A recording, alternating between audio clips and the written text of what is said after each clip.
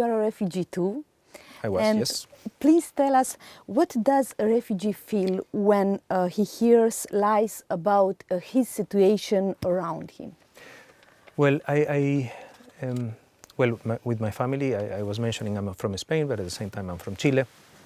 A few short time after the military coup d'etat in Chile, my parents decided, I was 5 years old, that we had to leave, and then we stayed for 6 years out of Chile, and then we returned.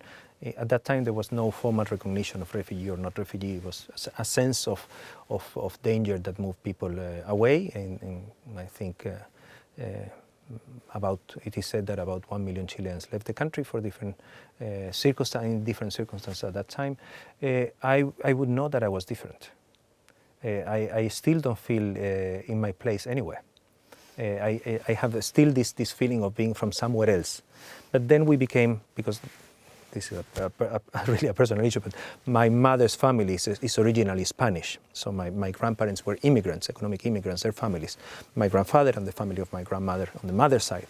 So we were lucky to regain the Spanish citizenship after some time. But still, there is a bit of a sense that one doesn't belong, and that one has to prove something. And that is really, to grow up with that is complicated. So it is not only the experiences that lead persons to leave the country, it's not only the first months and what do we do, but it's also the lasting impressions that leaves in the soul and in the heart of people. And Ukrainian children will grow like that.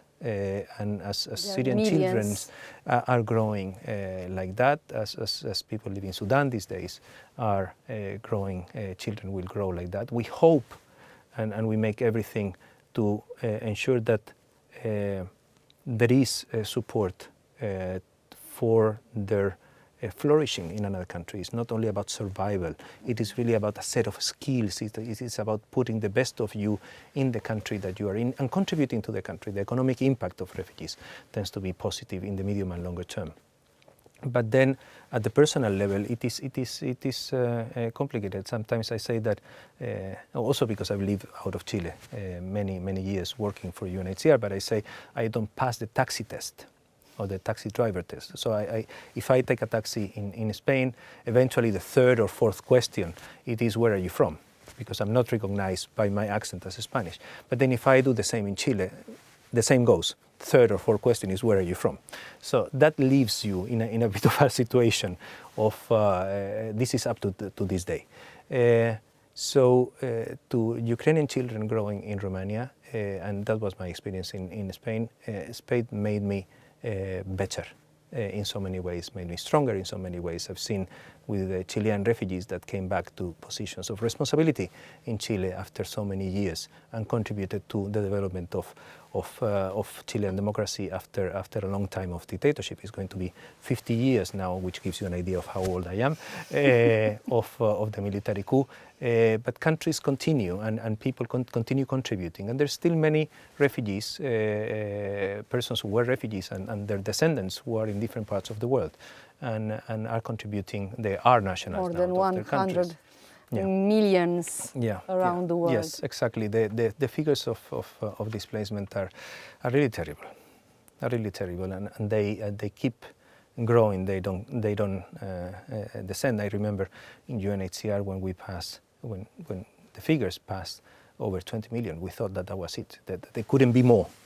Even at that time, we were 5 times more. It is 5 times more. Between internal displacement and refugee movements, it is really a situation. There's not many countries in the world with a population of 100 million, so if you take refugees.